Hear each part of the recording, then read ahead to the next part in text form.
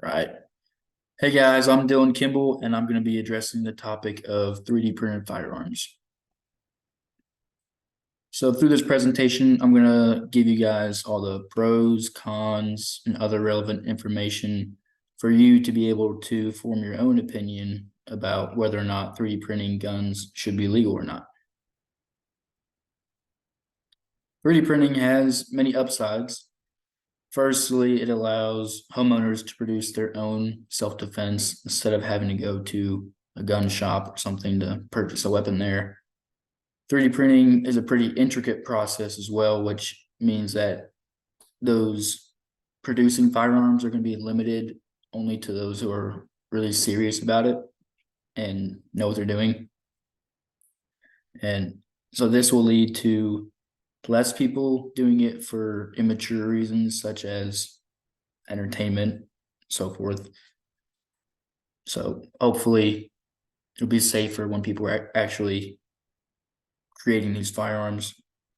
In some cases, 3D printing firearms can actually outperform factory weapons. I've included a link in the bottom corner there to a YouTube video of a man who 3D printed several guns, and he says that a few of them did actually fire better than the ones that he bought in a gun store.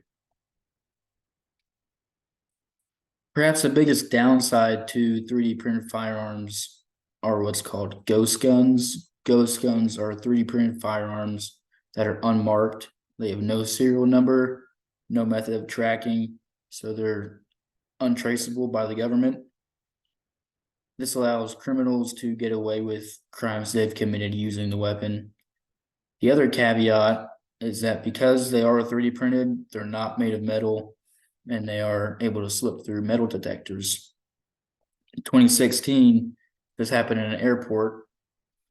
There's a story right there. I've included the link to it.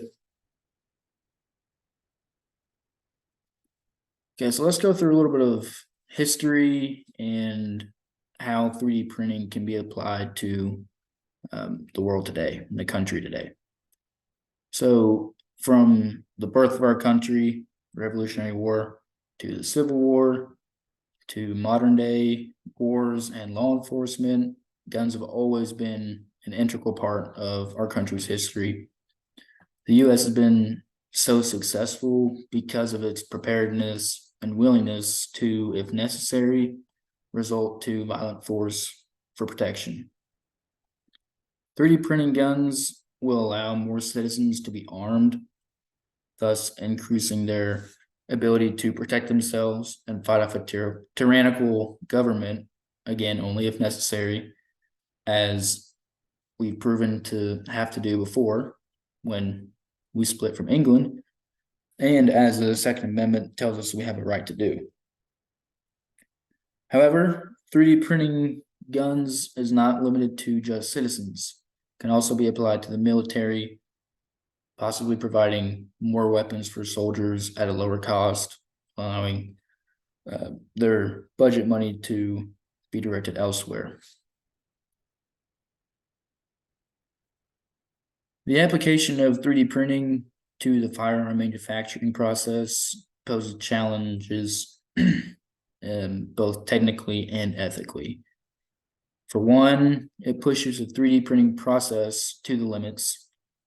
3D printed guns are required to repeatedly withstand seriously high temperatures and pressures without catastrophic failure in order for them to be considered functional. If this is achieved, though, it could possibly open many new fields of production. Now, ethically speaking, 3D printing guns does raise several questions of morality. There's a lot of potentials for misuse. The 3D printing process in general is subject to misuse as well, not just the firearms. So obviously I've already talked about the untraceable firearms, the ghost guns, but 3D printing can also be used to replicate keys so people can break into places. And there are even some drugs that are able to be produced using a 3D printer. That blue link there in the parentheses goes to a website that goes more in depth of these 3 ethical issues that I've brought up here. Now, personally, I believe that 3D printing firearms should be allowed to continue. All it really is another method of producing the same or nearly the same guns that we already have today. And the issue that a lot of people have is that the 3D printing process does increase accessibility to firearms to a lot of people that maybe shouldn't be allowed to own a firearm at all. However, I would answer them by saying that the 3D printing process is tricky, to say the least. It's very involved. It's difficult. You have to have the right equipment. So it's only really available to those who are very serious about it and have a passion for creating things and 3D printing. Additionally, the ownership of guns is constitutionally protected. The Constitution does not say anything about the material of the gun, how the gun was made, where the gun was made. So it doesn't really make that much of a difference. I brought the Second Amendment there. As shown, it clearly does not limit the citizens' right to bear arms based on the process used to manufacture them. It just says they are allowed to bear them, period. Now, all things considered, 3D printing guns, like anything else in life, does have ups and downs.